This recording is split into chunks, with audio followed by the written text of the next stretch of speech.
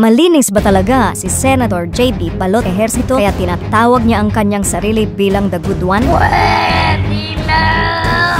Corruption runs in the family.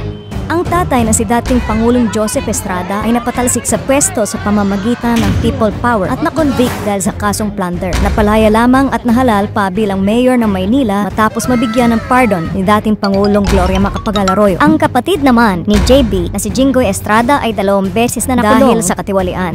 Noong 2024 ay na-convict dahil sa kasong direct bribery at 2 counts ng indirect bribery dahil sa pork barrel scam. Bagamat siya ay hinatulan ng 8 hanggang 9 na taong pagkabilanggo dahil sa kasong direct bribery at 2 hanggang 3 taon dahil sa kasong indirect bribery ay siya ay nahalal pa bilang senador. Paano naman si JB Ejercito? Malinis pa talaga siya kaya tinatawag niya ang kanyang sarili bilang the good one? Pwede na!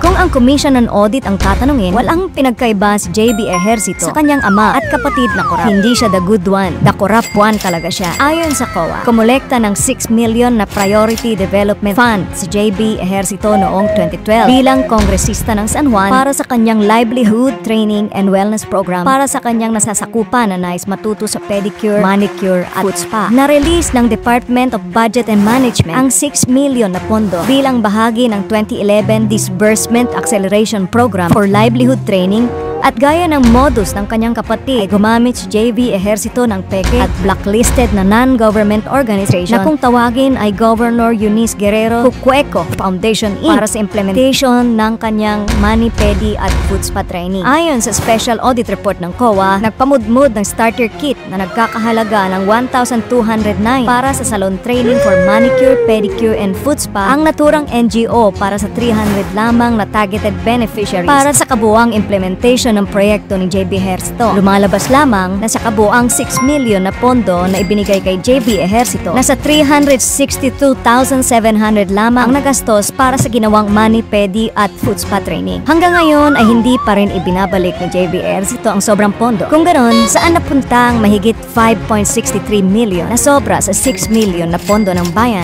Saan? Corrupt one pala si JB Balot Ejercito at hindi the good one.